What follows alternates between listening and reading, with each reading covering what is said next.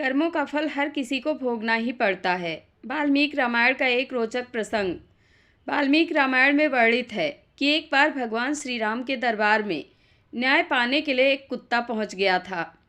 जब लक्ष्मण जी ने कुत्ते से पूछा कि क्या बात है, तो कुत्ते ने कहा कि मुझे भगवान श्री राम से न्याय चाहिए। भगवान श्री राम उपस्थित हुए और कुत्ते से पूछा कि बताओ कैसे आना हुआ। कुत्ते ने कहा कि प्रभु, मैं खेत के मेड़ के बगल में लेटा था। तभी एक ब्राह्मण जो कि उस रास्ते से जा रहे थे, मुझ पर अनावश्यक डंडे से प्रहार करके चोटिल किया है। मुझे न्याय चाहिए। बिना किसी अपराध के भी ब्राह्मण ने मुझे क्यों पीटा, इसलिए आप उस ब्राह्मण को दंड दीजिए। इस पर भगवान श्री राम ने उन ब्राह्मण को भी बुला लिया और सवाल किया कि आपने इस कुत्ते को किस कारण से पीटा है। ब्राह्मण ने कहा कि प्रभु, मैं स्नान करने के लिए नदी की तरफ जा रहा था, तो सोचा कि एक कुत्ता कहीं मेरे कपड़े छूकर मुझे अपवित्र न कर दे, इसलिए इसे दूर भगाने के लिए मैंने एक डंडे का प्रहार किया। भगवान ने कुत्ते से पूछा कि तुम बताओ, इसको क्या दंड दिया जाए। तब कुत्ते ने कहा कि प्रभु, मैं आपकी शरण में आया हूँ, न्याय तो आपको ही करना है। इस पर भगवान ने फिर से कहा कि नहीं, तुम बताओ इन्हें क्या दंड दिया जाए, और वही दंड इन पर लागू होगा। तब कुत्ते ने कहा कि इन ब्राह्मण को कलिंजर के एक मठ में मठाधीश बना दिया जाए। ये सुनकर वहाँ राज दरबार में उपस्थित सभी लोग अवाक रह गए, क्योंकि कालिंजर का वो मठ असीम वैभव, ऐश्वर्य और अकूट धन से समृद्ध था।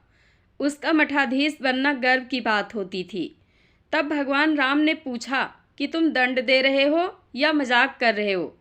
तब कुत्ते ने भगवान श्री राम से कहा कि नहीं प्रभु, मैं दंड दे रहा हूँ, क्योंकि पिछले योनि में मैं वहाँ का मठाधीश ही था, पर उस मठ में उपस्थित ऐश्वर्य, समृद्धि, अकूट धन ने मेरी बुद्धि भ्रष्ट कर दी।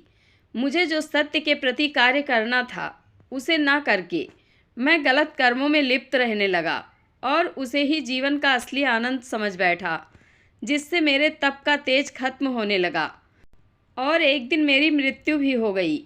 उसके बाद मुझे कुत्ते की योनि प्राप्त हुई है। मेरे कर्म इतने खराब हो गए थे कि दोबारा मनुष्य जन्म भी नहीं मिला। इसलिए प्रभु, मैं जानता हूँ कि ये ब्राह्मण भी कालिंजर के मठ के मठाधीश होते ही ऐश्वर्य भोग में लग जाएंगे और इनका भी निश्चित रूप से तप का तेज खत्म हो जाएगा, और ये भी मेरी तरह कुत्ता बनके द्वार द्वार घूमेंगे भोजन के लिए। कुत्ती की रहस्य भरी बातों को सुनकर सभी लोग आश्चर्य से भर गए। कर्म फल का सिद्धांत यह सुनिश्चित करता है कि हर अच्छे या बुरे कर्म का परिणाम अवश्य मिलता है, जो हमारे वर्तमान और भविष्य के भाग्य का निर्माण करता है। यह एक अटल प्राकृतिक नियम है जो मनुष्य को नैतिक जीवन जीने, जिम्मेदारी लेने और आत्म सुधार के लिए प्रेरित करता है, जिससे सुख, शांति और मोक्ष प्राप्ति संभव होती है।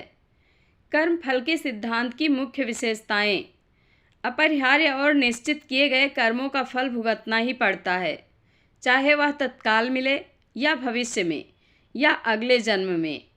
स्वचालित प्रक्रिया यह एक ऐसी व्यवस्था है जो बिना किसी बाहरी हस्तक्षेप के कार्य करती है। जैसे आग में हाथ डालने पर जलना निश्चित है, क्रिया की प्रतिक्रिया जैसे बीज होंगे वैसे ही फल मिलेंगे। अच्छे काम से अच्छा और बुरे काम से बुरा परिणाम निकलता है।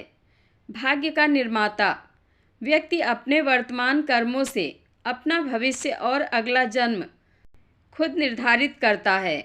नष्ट न होने वाला कर्म के फल का कभी विनाश नहीं होता।